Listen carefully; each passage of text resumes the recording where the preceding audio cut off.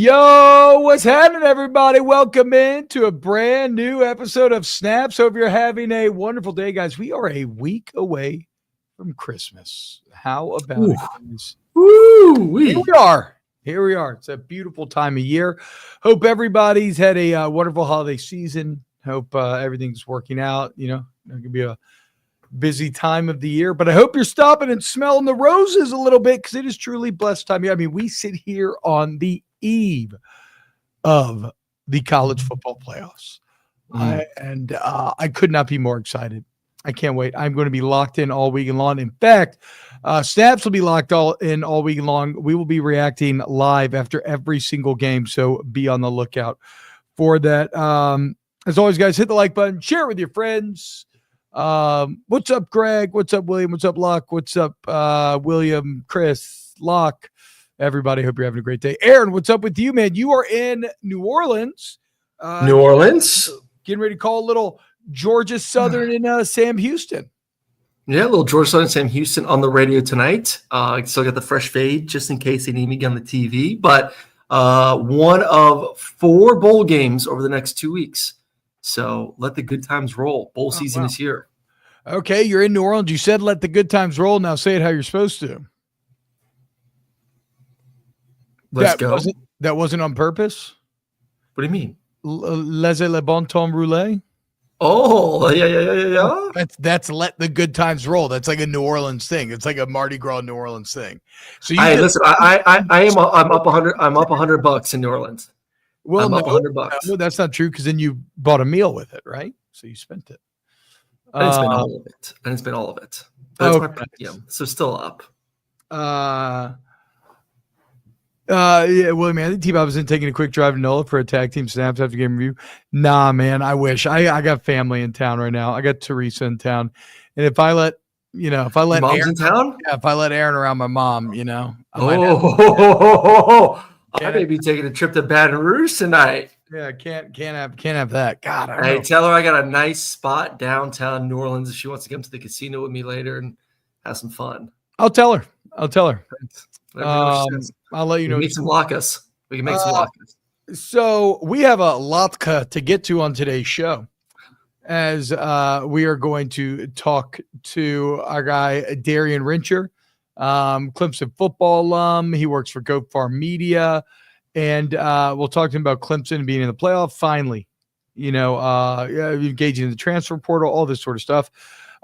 Diego Pavia back. What does the ruling mean? Greg Byrne, Alabama AD, being a poor sad boy. We've got some portal combat updates. Ivy League participating in the FCS playoffs. And then I got a bunch of fun Bill Connolly facts from his playoff breakdown about the games. And then we have some way too early Heisman odds. So it's going to be a very good show. Oh, and at the very end, they just dropped the first Superman trailer today, so I want to watch it. Live react to it. You not watched it? No, I've not watched it yet. So we will be seeing it live for the first time. Speaking of superhero movie shows, I know this isn't a superhero, but The Penguin finished it last night. Incredible series. Well, yeah, so was the ending. That's what everybody said. It said that the ending was fucking awesome. Yeah, awesome show. Highly recommend. I'll watch it eventually. I don't know when that will be, but I definitely will watch it eventually. I still haven't gotten to watch Skeleton Crew this week. Stuff keeps coming. Like, you can't watch it tonight. I got a holiday Christmas party. Can't watch it tomorrow night with the kids because my kids are leaving town for the weekend. It's such a bummer, but I'm not going to watch it. Please, anyone in the chat, give me your thoughts on The Substance and if T-Bob would enjoy it. My wife and I watched it over the weekend, and wild-ass movie. Oh my God. Jimmy Speps, that's the craziest comment I've ever read. Jesus. All right. Okay, let's go ahead and dive in then. And I say we start with Diego Pavia.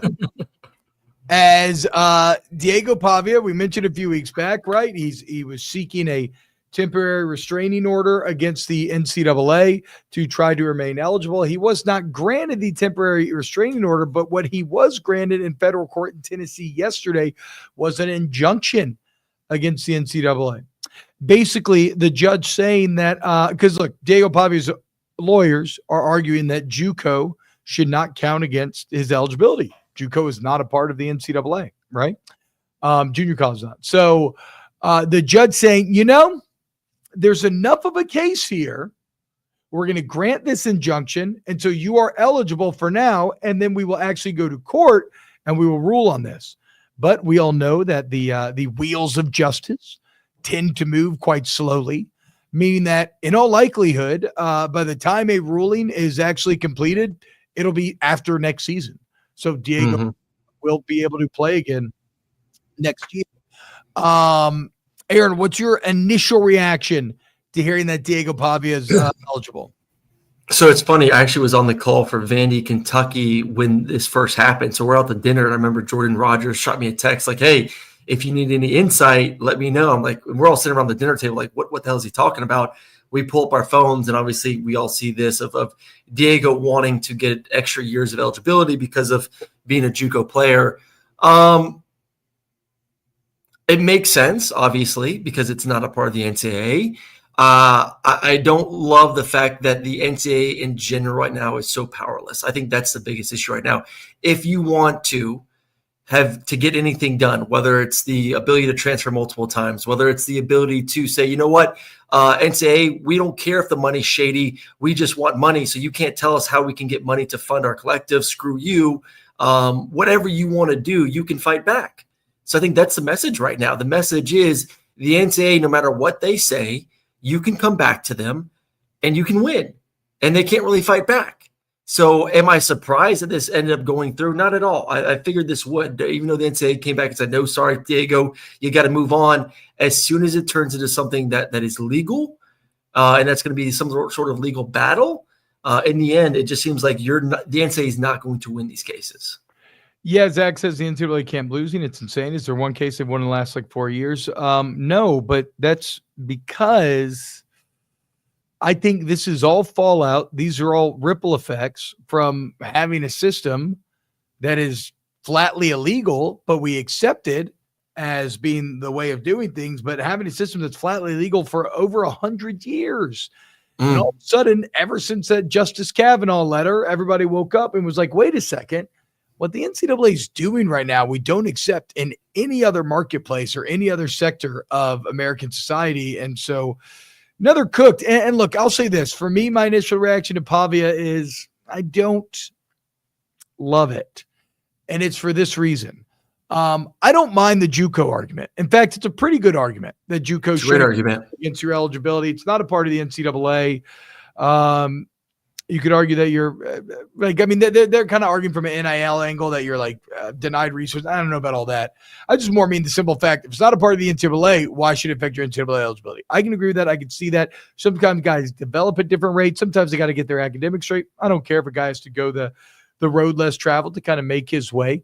The part that I become concerned about is maybe the potential slippery slope that this ruling represents about eligibility in general. Does it stop at JUCO, or does this then the next person say, well, hey, I just want another year? Because what do you mean? That's already happening. I mean, how many guys are we seeing in college football right now that have a 6th year, a 7th year, an 8th year, a 9th year? I agree. So that's now we're getting into the kind of slippery slope, right? Because at first it was like, okay, well, you know what? You don't have to sit out a year if you transfer. You can play immediately. Then it was like, well, okay, you know what? Maybe you should get a second medical. It used to be just one medical. Now you get 2, you get 3. I get that. It's just sure you get as many medicals as you need because it's not fair when you miss season due to injury. What happens is just life happens. It sucks. You got hurt. Then it was COVID. And it was like, hey, we'll give everybody next year for that. And I understand all of that, right? But eventually now that you've challenged this JUCO ruling, somebody's going to challenge just the flat out eligibility ruling. Why can the NCAA tell me I have to stop playing football? Why do they have that power over me? And I'm not sure what sort of legal ground the NCAA would have to stand on there. And that's where that becomes a bit fascinating. I have no problem with anything else that we've talked about. Like you say, what happened to life happens. I feel you, but I feel bad for guys that miss 2-3 seasons due to injury. Maybe listen, not everyone's body's up to playing football. You know what? It is what it is. The problem is going to be, and I don't want it to turn into, whether it's JUCO, whether it's a group of five, of this model of, okay, we're going to turn those programs into farm systems where they become minor league systems in which, because we were able to keep guys for 5, 6, 7 years, where there's not enough roster spots, where we tell these talented guys, hey, go to a JUCO, go to a group of five, go for a year or two, develop. Those years don't count against you if you're at a JUCO. And then as we let our 25-year-old, 26-year-old finally move on, then you can join our roster. It's just, it's unfortunate for the high school kids. Let's be honest about that. There's not enough roster spots. That's what I'm saying. You want eligibility to be enforceable because, you don't want fucking 30-year-olds. You want these guys moving on. Move on. You're a grown-ass dude. Like, I don't need a guy that is 25, 26 that is married with 2 kids in a college locker room. Let's be honest. Like, move on, man. So, like, I don't love people finding loopholes to get extra years of eligibility. You get 5 years. You get 4 of those years to play. If you have 1 medical year, good for you. If you transfer, you get 1 free transfer. You want to transfer again, your ass got to sit out another year. It's just, there's too much freedom for these players. And I'm all for players having the ability to go get paid, having an opportunity to go transfer someone one time. But right now I was watching something with Herb Street, and he said it well. Even the NFL, they have rules, they have restrictions. You can't just pick up and leave. It's all collectively bargained. Well, which I'm fine with. Like, why can't we get it? Why can't we get a union for college football and get things more organized and have set rules? We need rules. We need structure. Right now, to me, it feels like there's no rules. There's no structure. If I want to do something, I can. Isn't it a bit funny though that the kind of quality of the sport does seem to be going up? I mean, we had a more fun college football year than we've had in forever. The invisible hand, market forces, economics, that's what's guiding college football right now. But it can't go too far, right? And again, like the magic of college football, to reference, I think it's an old Dragonfly Jones tweet. I could be wrong and could attribute this to the wrong person.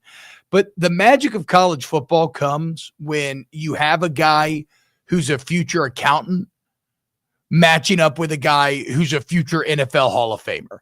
Like, that's when the insanity takes place. And sometimes the accountant gets one over on him. Yeah.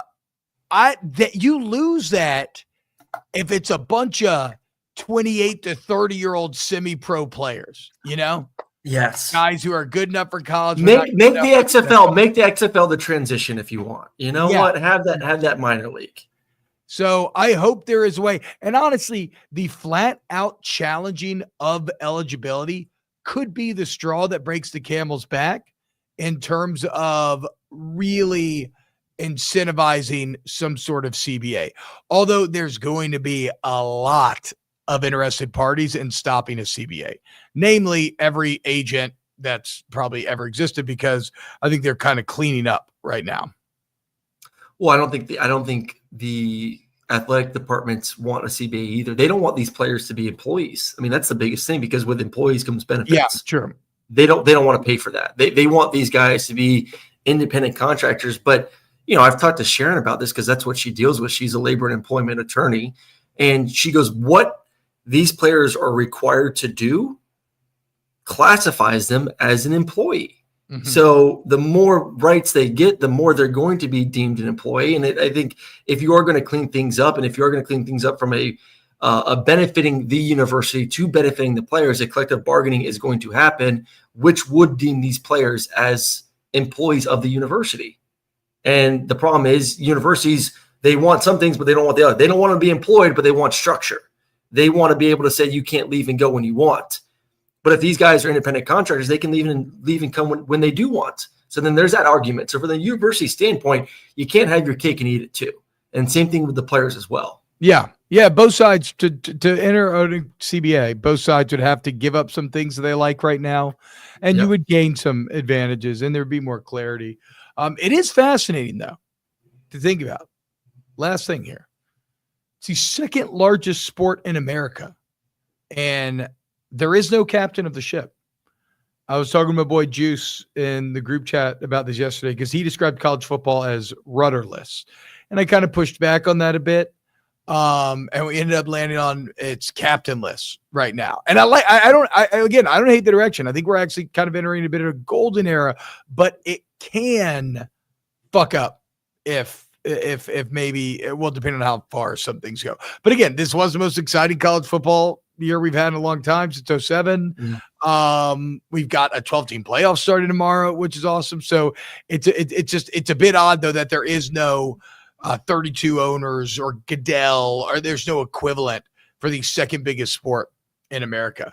Did you see what these? I saw an article today. It was on CNBC, and it was showing the worth of each university, like athletic programs. And most, like, there's a couple of SEC schools like Texas. I think Ohio State's viewed as the most are worth the most money. I think they're like just over $1 billion. Texas over $1 billion. A&M's over $1 billion. I think there's a few schools in the $900 million range. And obviously it goes back to what I brought up to you before, and you always laugh me out about this, about private money coming into it, because they do see it as so lucrative. It's a big business, and it's going to continue to become a bigger business going forward.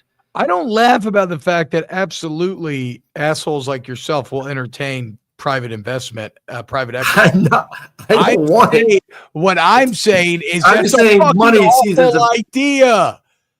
Whoever gets into bed with private equity that ends up happy about it, except for the people that got paid on the original deal. Private equity fucking vampire leeches the life out of companies. I'm more saying from an ownership standpoint. You brought up like there's no owners. Why? How do you create some sort of ownership? How do you create some sort of leader? Is it a person? Is it a group? Is it the college football playoff? Conferences come together. They form a board, and they have a leader. It's not hard. I don't know how players unionize. I mean, like, again, I know there's some legal red tape that I'm missing here, but that's how you do it. It's not like you're right. We don't have a leader, guys. Let's sell every team to the Saudis, and then they get to be the owners. Yeah, sure. Great. Fucking awesome. Anyway, again, too, you never just get free money from private equity, Never forget. And they don't want to be involved either. They just want to give you money, and they're just going to sit back and enjoy it. Yeah. They're not going to give their opinion. They're not going to want to change much. Definitely not. Never see that before. So Diego Pavia is back. We'll see what it means. Greg Byrne. Old Greg. That's what I call him. Old Greg needs some Saudi money. He does need some Saudi money. At least according to old Greg here. I'm going to read this whole thing. It's a little long, but it's worth reading. Mm-hmm. So this is from Greg Byrne, Alabama AD. Quote, Alabama fans, over the past few years, there have been drastic changes in college athletics. We have been careful during this transitional period to protect our position at the top of athletics while being mindful to listen, engage, and learn from our generous supporters, proud alumni, and unrivaled fans to make sure that we protect our great traditions here at Alabama. But there's a time for talk and a time for action. Now is a time for action. Although we have been competitive from an NIL standpoint, our competition has us in their sights and are actively trying to surge ahead with NIL. You have heard examples of other teams using promises of $1 million paydays to lure away our players or convince them not to come to Alabama. It's time for Bama Nation to fight back. Under the new model of college athletics, which is the result of an antitrust lawsuit against the NCAA, a university can succeed if their fans purchase authentic NIL from student athletes. The good news is when Yay Alabama was created last year, that's their streaming service. The focus was on providing our fans a legitimate product rather than booster inducements. Yay Alabama delivers exclusive content and access you cannot get anywhere else. We have a plan to grow Yay Alabama's offerings with more videos, features, and news in 2025. So please visit to join. A subscription to Yay Alabama isn't about the now. It's about the future. It's about roster retention for future seasons, keeping our legends in crimson. It's about attracting and developing the best recruits in the country to represent the script A. You being a part of the team has never been more important. At Alabama, we've not measured ourselves against our competition. We are the standard, and that measurement is against the mirror. Sorry, that was Greg Burns sniffing his own farts. And against a rich and proud history. But it's impossible to ignore what is taking place in college athletics. Hungry fan bases are acting decisively to give their respective programs competitive advantages. We must respond. We are Alabama. Join Yay Alabama today. And so look, a few thoughts here off the bat.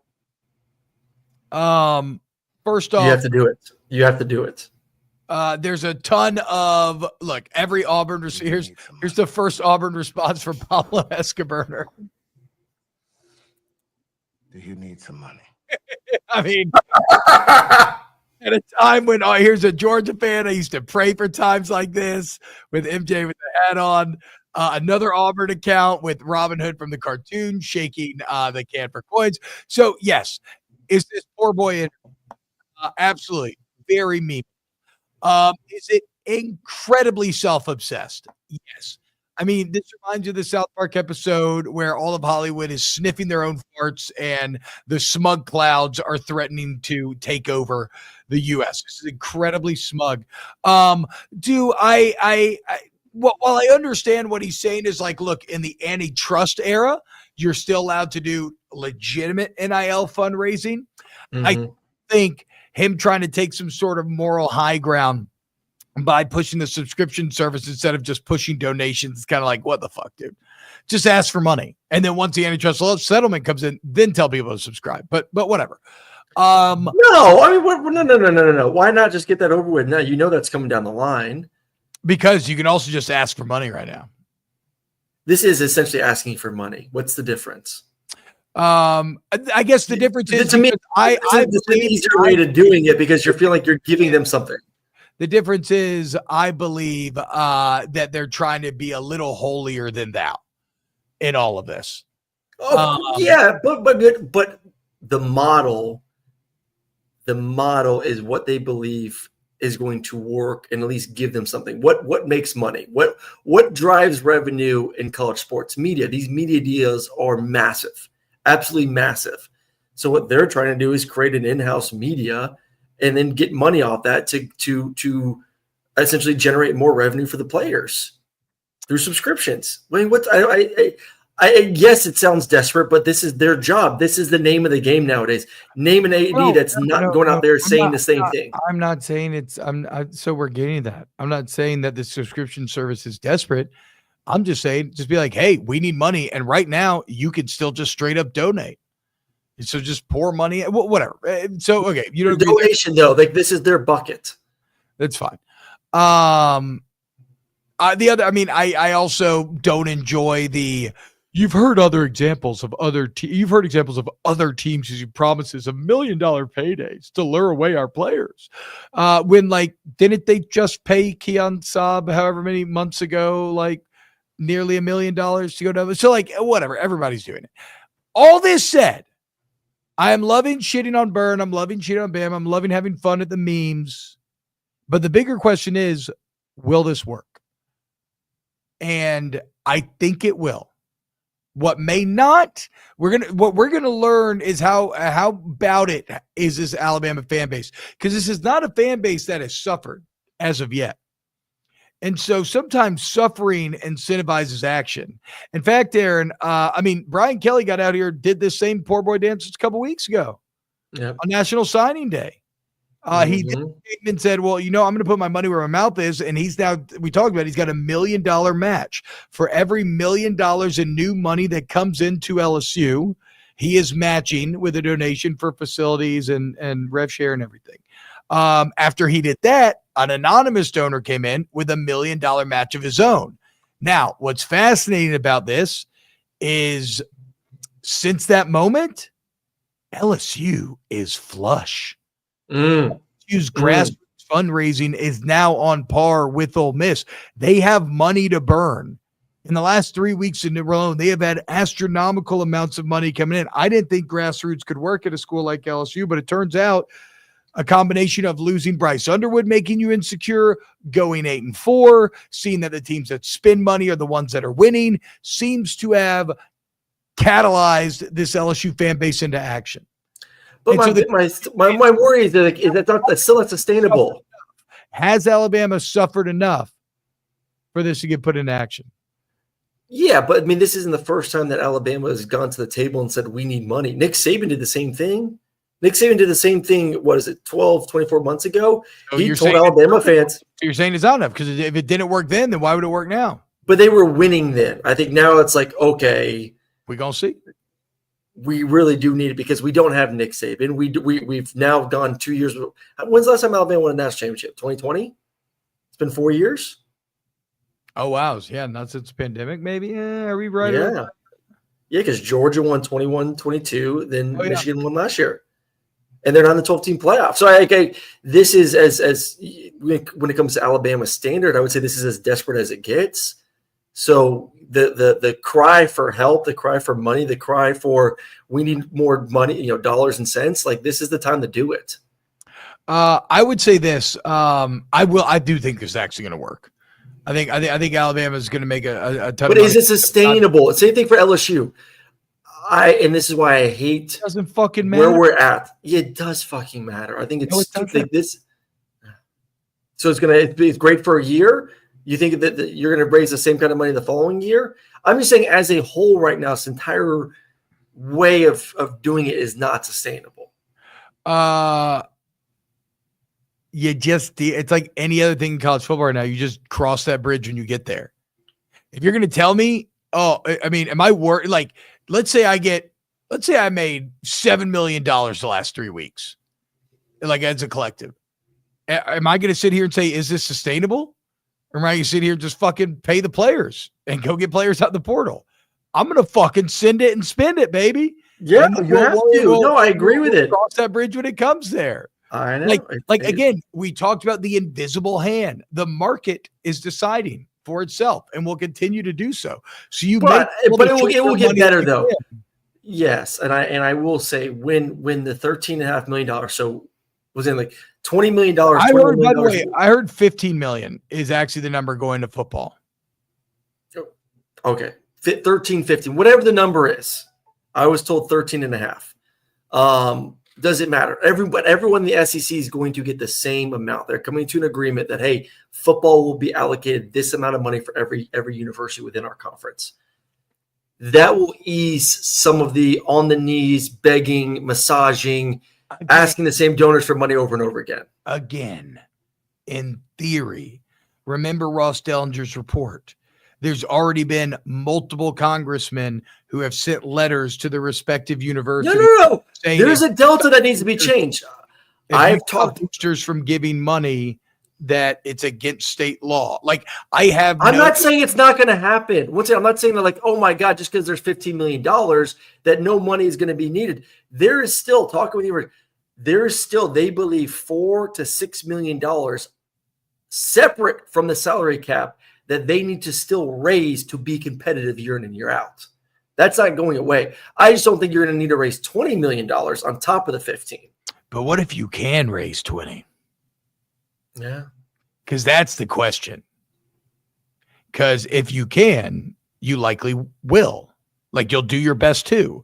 And so if Georgia's going to sit there at 5 or 6 million and Texas says, well, we'll raise 10, where does it end? $25 million roster, $35 million roster, $40 million roster. That's what I'm saying.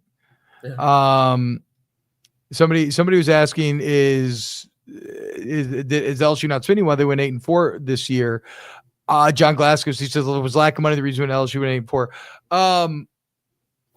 Whether or not you agree, I would say that a lot of LSU believes that. Yes, they had $5 million put into this roster. And when you look around the country, look at the teams that won the most, and they all had significantly more money for the most part put into their respective rosters. So whether that's fair, whether or not you agree, I'm not really offering an opinion on it, except to say that I think that, yes, a lot of LSU leadership does think that a lack of investment got them into trouble this year. And that's why you see them going all in on There's no doubt about it right now. No doubt about it. All right. Good for Brian Kelly, though. Good for Brian Kelly. So for Greg Byrne, this is gonna. It's what he got to do. It's gonna. But do you not think Alabama fans were clowning LSU for their moves to do the same exact thing? Like, what's the difference? Oh, nothing. But if somebody comes out acting like a poor boy, you have to make fun of them. So that's what we do. The second we stop doing that, then we've stopped hating each other. And the second we stop hating each other, then what are we doing this all for? Right? Like the whole point is to let's see. What did Conan say? What a world we live in. You ever seen this, Aaron, from Conan the Barbarian? In terms of why are we doing this? Here, let's let Arnold Schwarzenegger weigh in on what is best. Arnold. This is good, but what is best in life? The open steppe, free thoughts, falcons at your wrist, and wind in your hair. Wrong! Conan, what is best in life? To crush your enemies, see them driven before you, and to hear the lamentation of your women. Oh, yes, dude. That's how I feel about the SEC. What is best in life? To crush your enemies, see them driven before you, and hear the lamentation of their women. How good is it when you see the girls in the stands doing the surrender cobra, right? I want to salt their fields. I want to steal their kids. I want to eat their fucking cows, Aaron Murray. Know that shit. I love it. I love it. I love it. I love it. People about money they don't actually have is crazy. Says John, I'm not talking about in real life, dude. You don't make fun of an individual for being poor. I'm talking about like these giant fucking colleges. I don't give a shit about making jokes at their expense. These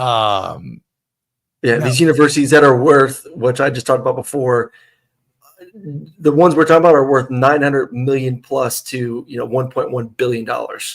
Bro, out here begging for money from their donors. Have you ever heard about the Stanford endowment or the Princeton endowment?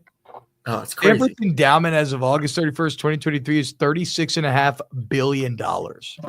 They literally their entire operational budget can be funded by the interest off their endowment. They are printing money and sitting on it like Smog the fucking dragon. Fuck Stanford. Fuck Princeton. Oh, God, I should have gone to Stanford. Dodger says, don't complain about extra fees on tickets, y'all. Hey, market gonna market, Yeah. If you're going to keep going to games, they're going to keep freaking up in the ante. Tennessee. I want to know Tennessee, like, what their ticket sales are. Because you remember when they raised it, 20% to pay 10%. For NIL funds? 10%. Okay.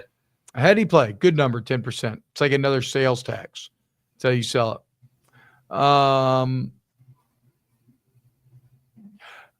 Portal combat.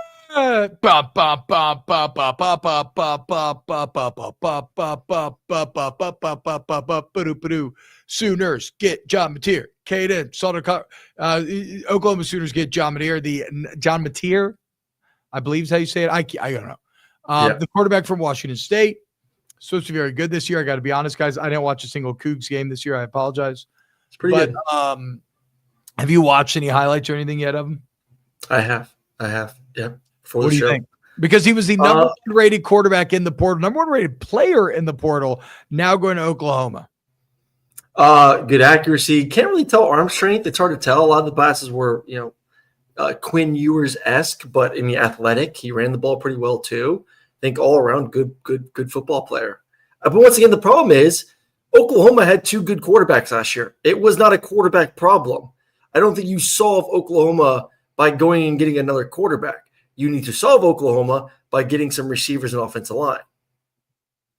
Yeah, I think, well, they needed a quarterback, though.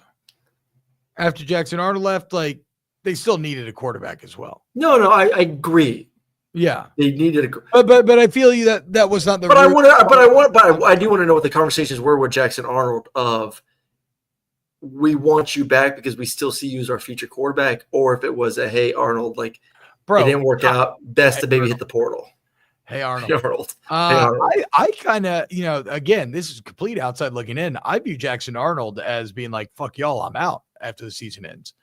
Like you benched me. But that's crazy because a year ago they literally told Dylan Gabriel, and I firmly believe this, that hey buddy, we appreciate you coming in for the year, but like we need to move on to this 5-star quarterback. You essentially were given the keys to Oklahoma. I know, but still, like I don't know, man. Like they did a lot for you to give you the opportunity to be the starter. You made some mistakes too. Like I clown the offense line and the receivers, but he did have some pretty bad moments, some pretty bad throws. It's to warrant the benching. It's that old saying, Aaron. Hell hath no fury like a 5-star quarterback benched. Okay. Yeah. I mean, I don't know. Maybe Oklahoma told Arnold to get on. I don't think so. Maybe it was both parties, but like, I think Arnold was probably wanted a fresh start after all the drama. Cause think about it. Yeah. Dylan Gabriel, them leaving Gabriel for him, maybe felt good at the time, but it's become something that he's attacked over constantly. And I'm sure there's a lot of Oklahoma fans that somewhat like subconsciously or consciously blame him, and you think he gets sick of hearing that shit? Well, and listen, I don't blame him for going to Auburn too. I think Auburn's a better situation than Oklahoma. Also, way better talent. Siski and McCready, they were talking to AJ McCarron, and they were inferring that it was like over like $2.5 million. Potentially. Is that what you've heard? You just gave me a knowing look. I mean, I saw the same clip. Yeah. AJ is like, I'm gonna create a new identity and go back and play college football, which I don't blame him for that. So I get it. No, but for Oklahoma, like, yes, like you said, you was Arnold pushed out or not pushed out, regardless of that, he's not on the roster. You needed another quarterback. You bring in a veteran quarterback that obviously was with your new offensive coordinator was his offensive coordinator. So there's a familiarity with the playbook. He knows the plays. He's going to help bring along the rest of the offense. So I think it's a huge get for them, no doubt about it. It is. I'm just saying there's bigger problems besides a quarterback at Oklahoma right now. So he is right now. Oklahoma football is Rose on the Titanic. They're in the fucking Atlantic freezing to death. And John Mateer, he's that piece of door that they are currently floating on so that they don't die. I mean, it is a fucking life raft amidst a sea of shit for Sooner Nation right now. This year was a disaster. Is OU done? Do you think it's going to get better? I don't know. We declared them done. Then they had a good year, 2 years ago. So we'll see. I would venture to say that, I don't think they're going to be anything special next year, but maybe I'm wrong there. I'll give them a chance, even though their schedule's probably, we haven't looked at the 25 schedules. It's the same schedule as it was this year. That's what you're saying, right? So it's like, it's still really fucking hard. Yes. God, it doesn't feel good. Other portal comeback, Caden Salter to Colorado. This would have been much more exciting 2 years ago. I don't know, man. Is he really ready to step into Shedur's shoes? Shedur is a much better quarterback than him. Much better. He can run better. Salter can, but you do have the 5-star quarterback that's coming in. So maybe this is just an insurance piece of like, okay, that's true. Will the 5-star be ready? If he is, then it's his show. But if not, we bring in a quarterback that's played a lot of football that has had some pretty good moments. He's not Shedur. Shedur is going to be the number one quarterback taken in NFL draft. We're not anticipating that. But is he better than what you have on the roster? 100%. And he may not even be the guy, but he's a good insurance piece if he isn't. Yeah. He's a great insurance piece. Shit, if he's an insurance piece, that's about as good insurance piece as you could get. Because he's a legitimate starting quarterback. It's just 2 years ago, he was awesome. This year, basically, his numbers cut in half. It's still Jamie Chadwell. And here's another red flag for me. When you're playing at Liberty, you're at an advantage every single week. Your program puts in more money than the other program does. More money in facilities, more money into players, more money into coaches. So when you take such a step back, what happened? That's what I'm wondering. What happened? And Andrew in the chat here, he's not transferring to ride the bench. Of course he's not. And I guarantee you that he thinks he's going to win a job. That doesn't mean, Yeah, he thinks he's going to win a job, but it doesn't mean, like, once again, these coaches, what are they? They're salesmen. They're going to tell every quarterback and every player that they're going to be the guy that, hey, come to my university and we're going to make you, better than you were. It's a sales pitch. But at the end of the day, you still got to win the job. If he goes out there and shits the bed in spring and fall camp, or the 5-star freshman outperforms him, Well, guess what? Deion's built a lot of momentum. They went 9-3 this year, have a chance to win 10 football games at Colorado. Do you think that he's not going to bench the guy just because he's told them, 8 months before that he was going to be the guy? If you are outperformed by someone else, these coaches have to win and want to win and don't want to lose momentum. He's not going to risk that by something he said 8 months before. It is what it is. Aiden Salter knows there's a 5-star quarterback coming in. Yes. So it's not hidden from him. And I feel like Deion doesn't bullshit people in that regard either, actually. I feel like he seems to have a bit of an NFL attitude where he's like, I don't know if he's promising Caden Salter the starting job. No. I think he's probably keeping it pretty real with him. But I'm sure you tell a guy, you probably tell a guy like that, like, we're going to give you every opportunity to win the job. Yeah, for sure. Yes. For sure. And then, and our last piece of Portal Combat for the day, Zach Calzada. Remember him? Do you remember Zach Calzada? Yeah. From A&M? Yeah. He was A&M. Then he was Auburn. Remember that? Yeah. Then he was Incarnate Word. And now he's Kentucky. 7th year, baby. Zach Calzada, 7th year to the Cats. Hey, is this who's going to be their guy? Now, yeah, bro, bro, an Incarnate Word this year, he threw for 3,700 yards and 35 touchdowns. Okay? 7-year vet, bring him in. Oh, my God, that's right. Zach Calzada beat Alabama. I forgot about that. Was it 21? How screwed are they? I don't know. Calzada might be a good pickup, legitimately. No, he isn't. What do you mean? He just threw for 3,700 yards, 35 touchdowns. I don't give a damn. He's an Incarnate Word. I think the bigger problem's Mark Stoops, but whatever. What about you want to talk about 4 other LSU quarterbacks that continue to stay alive? What's his name? The big 6'7" quarterback. What? Went to LSU, then went to Auburn. Oh, TJ Finley. Legend. TJ Finley. He's on his 5th team. Yeah, but this is Calzada's 4th team, I think. A&M, Auburn, Incarnate Word, Kentucky. What a legend, dude. What a legend. See, I don't even want those jerseys in my man cave. What? You're full of shit, dude. You would absolutely take those jerseys in your man cave. All right, let's welcome in our guy, Darien Rencher, here on Snaps at @D_Wrench_ on Twitter. He is the host of a lot of Goat Farm Media's initiatives. Go check them out on YouTube. And he is a Clemson football alum. How about little Clemson, Darren? Here we sit, man. Everybody wants to shit on the Tigers. And here they sit, ACC champs once again in the playoffs. D, how are we feeling about your Clemson Tigers? I feel good. The thing is, it's been a roller coaster of a year, as alumni, as a supporter, all the above. Like, it's been a crazy year. But at the end of the day, we did what we need to do to get in. People can hate on the rules, people can say whatever they want to say. But ultimately, the way the rules are set up, we did everything we need to do to get in, and we handle business with a matter of nose. That's really what it is. Oh, wait, hold on there. We lost your mic. We lost you for a quick second. Take your mic set. See if you were on your pods or your laptop mic. Doesn't matter, either one. No. No, don't worry for some reason. No. I don't know why I tripped. It's all good, bro. I've been there. There we go. 3 times before. Can you hear me? Hello? Are we good now? What mic does it say you're going through? It sounds like you're very distant for some reason. No idea. Let me just go to settings, audio. Uh-oh. This is a daily.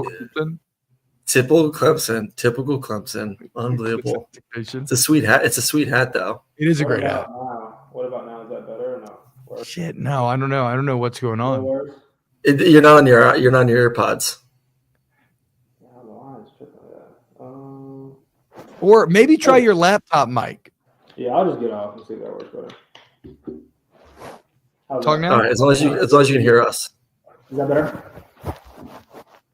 Yeah, it sounds like I don't know. It's like really, it's really far. I don't know. I don't know. I usually use a different mic. Hold on. It doesn't sound like you're on a mic. Do you see the settings in the actual StreamYard? Yeah, it's not let me change it for a reason. Mm. Let me Lars, we apologize, Lars. I know. Let me get out and come right back. Let me rejoin. Yeah, hit rejoin. Fuck you, Lars. I don't apologize. This is live production. Whoa. Yeah, this is the beauty from you. You don't get this from behind the scenes when you watch ESPN. All the fuck ups and shit that happens before the show. I do agree with Fonz. It did sound like his mic was like he was muffling next to his arm. His sleeves were rubbing it. Maybe his let's see. Okay, here we go. Is that or worse? Okay, move. Okay, talk like down into your laptop. See what happens. Yo. I have no idea. I do stuff in my laptop. It sounds like it's coming from. There's like some sort of fabric being rubbed against it somewhere. I cannot tell where the input of this microphone could be right now. I don't know either. I'm surprised it's doing this. I've been here before, Darren. It sucks, dude. Don't worry. I don't know what. Hey, Darien, get on your phone. Get off the computer. Log on. Yes. Good call. All right, I'll do that. Very good call. All right. Oh, that's what. Oh, he just sounded good. No, it's going through your phone. Talking to your phone right now. Oh, that's why I'm tripping. That is this new update. Yes, we got it, dude. It was rubbing against fabric. Good job, guys.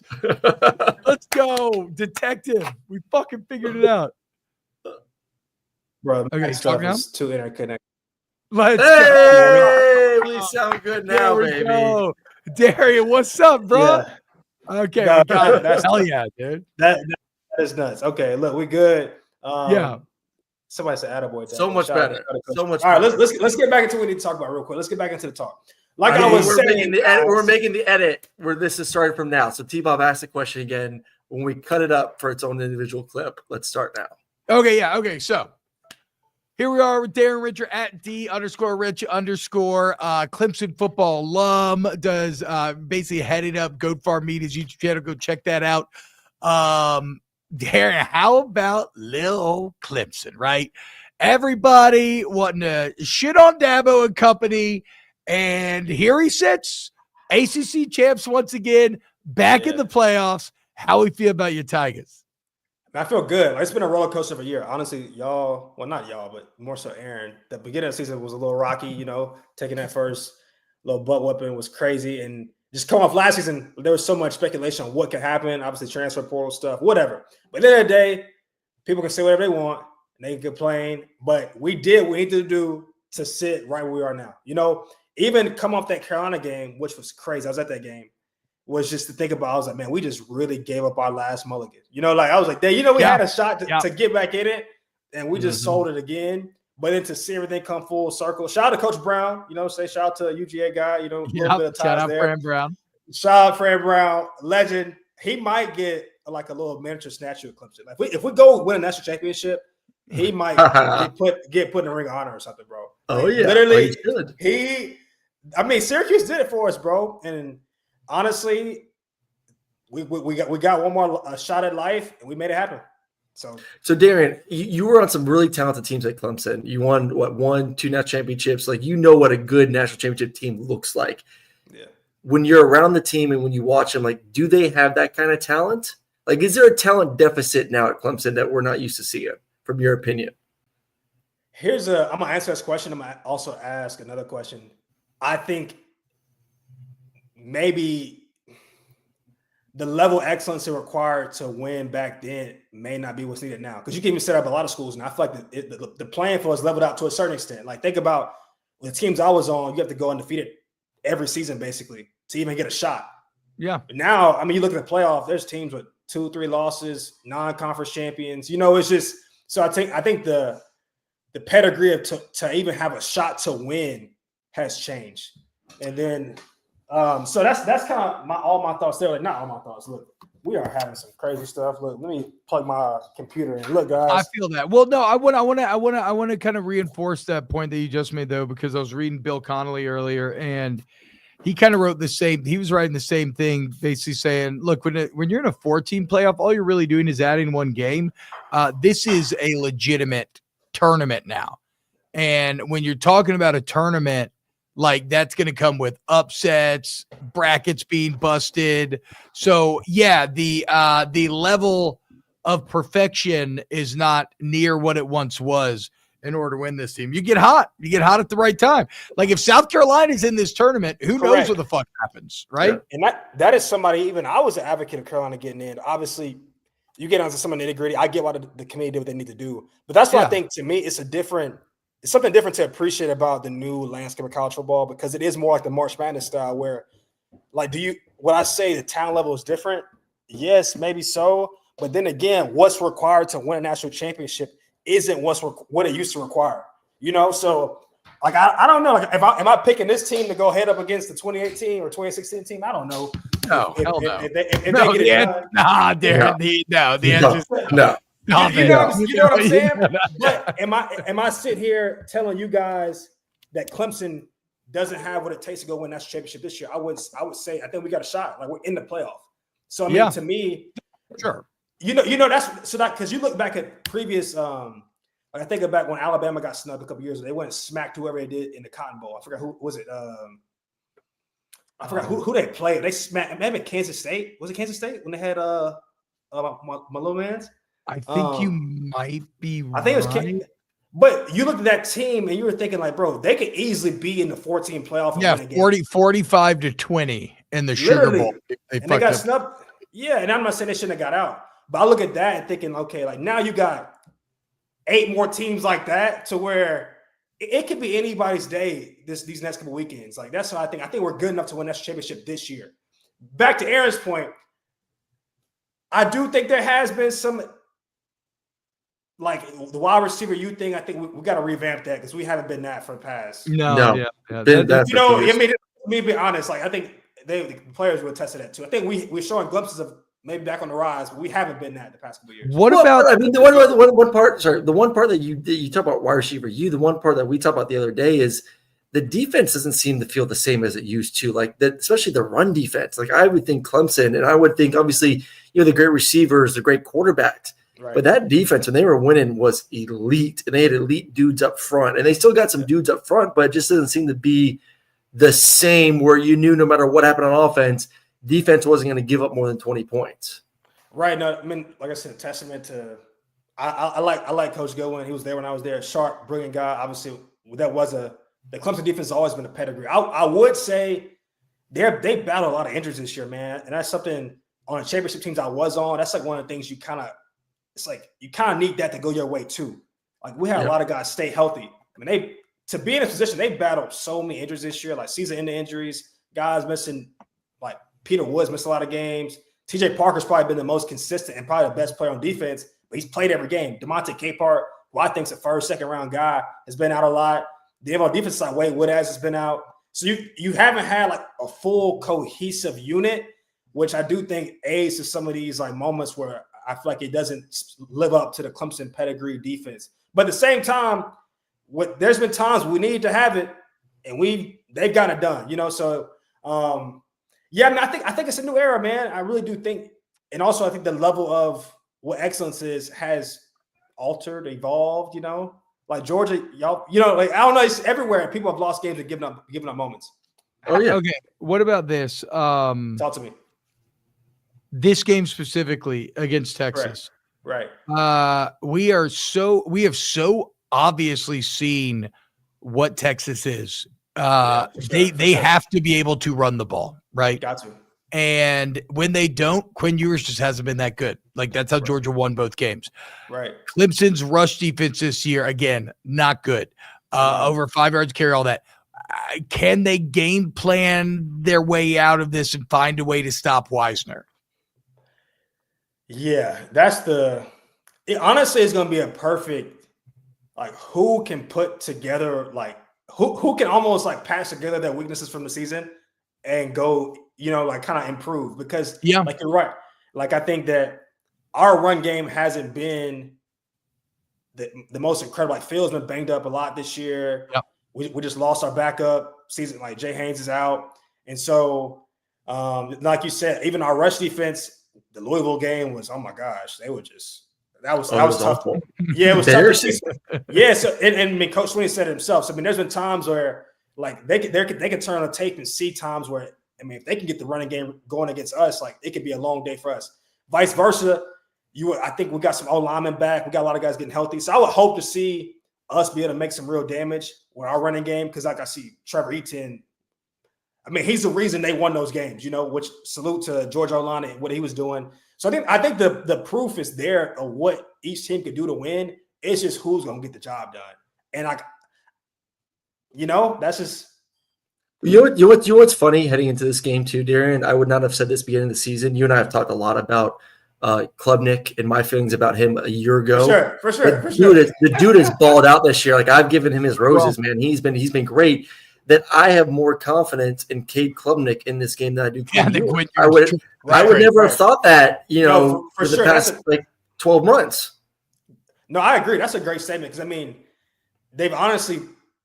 He's taking a step forward, and I feel like Quinn is taking a step back. And for whatever reason, maybe that's like, I don't know what you attribute that to, receivers, coordinator, whatever. But I do think Cade is taking a tremendous step. And he's been in the past, honestly, you play quarterback, you're either going to be the reason we win or the reason we lose. And a lot of times we did come up short. He was the reason. I think the times we come up short, I really can't blame it on Cade. I feel like we just, the team, you know what I'm saying? So that's been a positive this year. Like without Cade, bro, I mean, there's been games we obviously easily could not be in the playoffs. We damn sure could easily have never even slipped the playoffs this year. There wasn't a Cade Klubnik. And so I think that go ahead, T-Bob. No, you go, Darren. I just think this game has incredible storylines with him and Quinn from high school, which is something to get into. Like, wait, fill me in on that. I don't know about this. He beat Quinn's ass in the state championship 3 times. 3 times. 3 times? From what I saw, 3 times they played and Cade's undefeated. No. Yeah, Quinn beat Cade or Cade beat Quinn? No, Cade beat Quinn. Cade's a legend in Texas. Holy shit. Yeah. And so here we come and they're meeting up in the playoff? What? I completely missed that. Even juicier, one of my little brothers, Andrew Makuba, transferred from Clemson to Texas, basically saying that Clemson didn't have a shot. And so that's also who's a starting safety for them. You got West Coast from Texas. I mean, it's a lot of juicy storylines here that I think will make this game interesting. But the main one's obviously the 2 quarterbacks. I mean, I had no idea. That's my favorite shit going into these big games are the narratives that are floating. Because I mean, Cade's got the nod in Texas. He's going back home. He's been wearing a cowboy hat all year. It's really been lining up crazily perfect. And this is the first time these 2 teams have matched up. I think ever. I think it's the first time that we've ever played. So I think that I've said it plenty on the show, but the troll in me led me to, I don't even know how I got here, cheering for Clemson to win the national championship. Because our side of the bracket, if we get to Texas, I know if that's our best sucks. It's like if you hate Dabo Sweeney and you think that you don't like him now, don't let this motherfucker win a natty. Because you won't be able to tell him anything. This climate, the thing is that this is the thing. Like, if we win a national championship under all the things, I mean, obviously a lot went our way, but that's sports. You know what I'm saying? And that's what I love more so the new model is it gives more storylines, more opportunity for people to talk about stuff. It makes it fun. But if we win one now, they let us in here, all the transfer portal stuff, all the NIL. Oh my! There's no way they win, but it would be incredible, right? No, there is a way. There is a way. They're in the dance. I agree. There is a way, brother. If we get through Texas, like I'm just keep it honest. If I believe in Clemson, but if you're just saying like, Darren, you got to go place a bet, put your house on line, I'm gonna say maybe let me sit this one out. You know, I'm not that. Like I feel like it is gonna be a nice battle, and I do think obviously the favorite, and they've had a good year, blah blah blah. But if we get through Texas and we got to play Arizona State in the Peach Bowl, brother, I might put it all on. Well, listen, Darren, I still believe that Texas is one of the top 2 rosters in college football. So if you do beat them in Austin, then yeah, you guys can definitely win it all. That's what I'm saying. To me, it's set up that way. I think we got our work. Obviously, no game's gonna be a freebie, but I think we got our work for us cut out. If we can get through this, then let's see what happens. I do like, even though I don't know. Is this fair to say? I would say I like Clemson's experience more, but then again, I wouldn't even get that to us. This Texas team was in the playoff last year. Yeah. So maybe not, but Dabo's been here a lot more. He's got it done. I don't know. We'll see. Hey, speaking of the portal, Darren, on behalf of Snaps, we would like to give a big welcome to Clemson. How about it? First ever real portal commitment. Yeah. You love to see it. Finally, yesterday, or what is it now? 3 days ago. Finally, getting some portal guys. Let's go, dude. Look at little old Clemson. Yeah, the thing is, people don't know is he's actually been messing around the portal. It just never really came to fruition. And I do like I like that we're finally getting there from like just a PR standpoint. Like we're playing the game, guys. I ain't saying we're gonna be all in there because I don't think a whole portal roster is gonna ever build a real program. There's gonna have to be some type of like culture set. But I do think times are changing. Speaking of wide receiver, this kid looks the closest thing I've seen to T. Higgins since T. Higgins left. Dude, 6'5", rangy, twitchy, and just something we haven't really been able to recruit recently. And so I like to get. His tape is really good. And now with the new rule change, he can have 1 year, maybe 2. So I thought it was a good move from Coach Sweeney. And I think it's prime time to do it. Like, you know what I'm saying? Like all the stuff.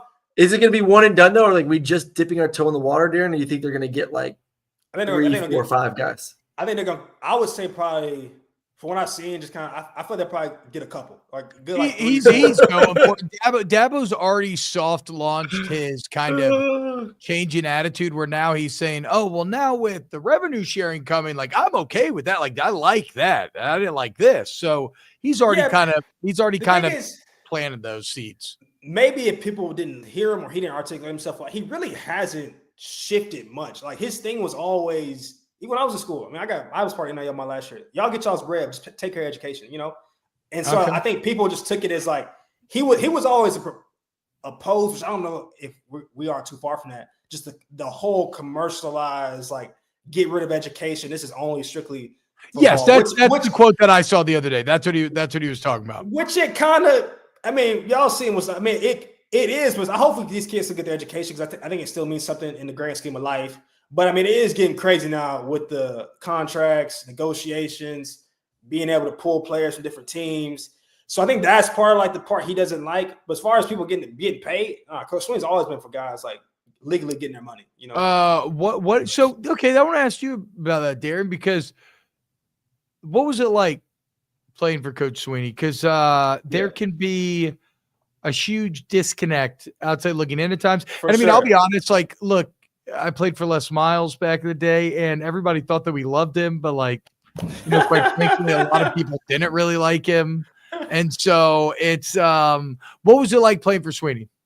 It was great. I grew up like I said, I feel like I'm very aware. Like even when I was there, and I feel like I was a bit of leader on the team, especially during my era was when he caught a lot of slack during the COVID. We want to play stuff, and we were able to kind of lead through that together. And so I just seen Coach Sweeney do a lot of different moments, and like as a man to man, like utmost respect, like just ultimate man. Raise a great family. It's no smoke and mirrors of Coach Sweeney. What you see is what you get. Like obviously man of faith, and then just to see ultimately the culture he builds with the coaching staff. I think I've seen the coaches go other places and their respect for a head coach, or how he runs the program, how families implement it. I feel like he does a great job of really building as much as you can, as much as college football is a business, is as much family as you're going to get anywhere. And then I think for me, it's seeing ultimately how he cares about the players beyond their playing days. Like obviously he's going to it's a business, play the best players, make you want to win, but just the infrastructure he's built around the football team for career development, player development, opportunities within your playing days and after your playing days, to me, it's like second to none as far as like a Clemson, a player development program. Beyond that, get into the stuff, obviously juicier topics. I think I don't think he's ever misspoken, but he definitely, he's authentic. Like he gonna speak, he gonna say what he want to say.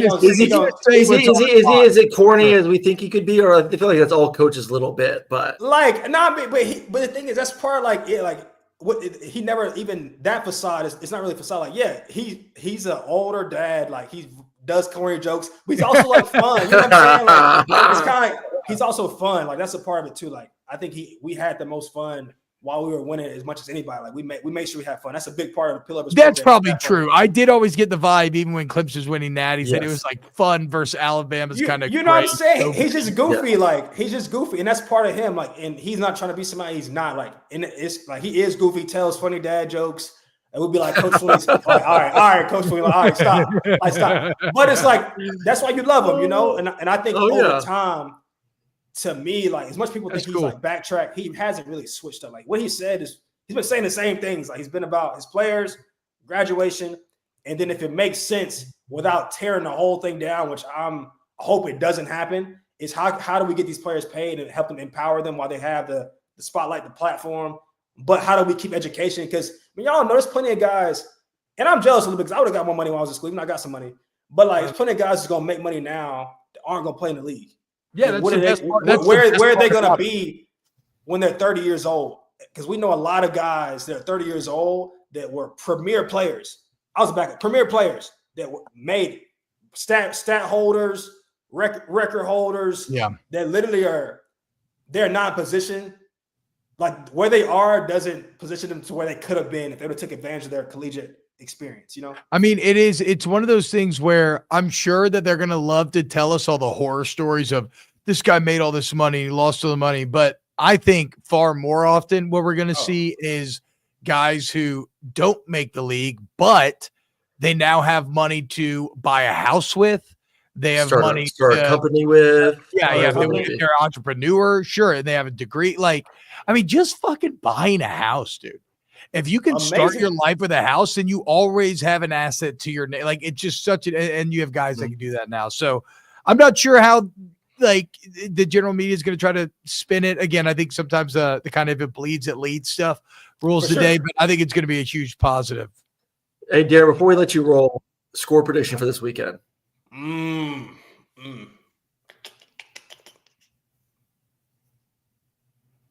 Do it, dude. Don't be fucking scared. Fuck Texas. Horns down. No. I'm definitely, my score prediction was definitely going to win, but I'm not about to get on here and say something outlandish. I think it's going to be, to me, if we win, we're going to have to be like, I think we're going to have to really score some points, or just, we're going to have to be like, you know, we're going to have to control the game. I don't see us going there and being methodical like that. I'm saying my vision, we go there and win. I say 35. Oh, shit. I think 35-24. Oh, let's go, dude. Or maybe by one, but I see us winning like closely. I mean, personally, I feel like I see us winning closely. I don't see it being a blowout. I do think we can get them though. Personally, I think we can get them. Hell yeah, man. Look, Drew in the chat says this guy's convincing me to like Dabo. I mean, fuck Clemson. So there you go. There you go. Starting to win over, Darien. Come on, man. I'm just giving y'all the real. Like he's a good dude. Now at the same time, look, he's made some comments that I think over time, Tom will be a better teller than maybe the comment that was said. You know, I think he's building a good program, and the dude wins. Hell, he wins. Leave it at that. Keep your character. Only two coaches right now have a national championship that are in the playoffs: Kirby, Dabo. So there you go. Well, Darren, can't thank you enough, man. Keep the great work, and definitely we'll be catching up with you again soon. For sure, y'all. Aaron, appreciate you, T-Bob. Nice to officially meet you, bro. Yeah. It's great to meet you as well, Darren. For real, man. This was a lot of fun. For sure, but we gotta follow up. If we get spanked. If you win, we'll bring you on next week. We'll do either way. Yeah, we'll do either way. All right, so y'all be good. All right, easy, brother. Holla. Darien Rencher. There you go. Follow him at D_D_Rencher on